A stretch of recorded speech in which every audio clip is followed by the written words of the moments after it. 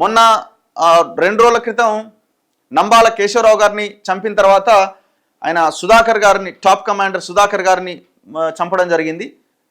So మొన్న ఇంకొకరిని చంపడం జరిగింది. నిన్న ఎన్కౌంటర్లో మళ్ళీ ఇంకొక ఐదుగురు చనిపోయారు. భాస్కర్ను కూడా ఎన్కౌంటర్ పేరు హత్య చేశారు. ఇంకా వారి అదుపులోనే బండి ప్రకాష్ మిగతా మావోయిస్టు నాయకులను ఎన్కౌంటర్ పేరున హత్య చేసే ప్రమాదం ఉంది. వారికి ఎలాంటి హాని తలపెట్టకుండా వెంటనే కోర్టులో హాజరుపరచాలని పౌర హక్కుల సంఘం తెలంగాణ డిమాండ్ చేస్తున్నది. ఇప్పుడు మరి వీళ్ళందరినీ దొరికిన వాళ్ళని, ఈ 5గురు కూడా దొరికిన వాళ్ళని చంపేసిరా, నిజంగానే ఎన్కౌంటర్ జరిగిందా? అది ఎవరు చెప్పలేరు. అది వాళ్ళు క్లారిటీ ఎట్లాగో ఇవ్వరు. మరి వీళ్ళైతే అనుమానం వ్యక్తం చేస్తూ ఇది చూడాలి మరి ఏం జరుగుతుంది అన్నది. పోలీసులు ముఖ్యంగా కేంద్రం అయితే ఒకటే, మొత్తం ఏరి అవతల పారేయాలన్నది వాళ్ళ ప్లాన్ ఆఫ్ యాక్షన్గా కనబడుతున్నది. ఇప్పటికే చర్చలు జరపండి, మేము సీజ్ ఫైర్ కాల్పుల విరమణకి మేము అంగీకారం తెలుపుతున్నామని మావోయిస్టులు 4 సార్లు లెటర్లు రాసిన కేంద్రం నుంచి నో రెస్పాన్స్.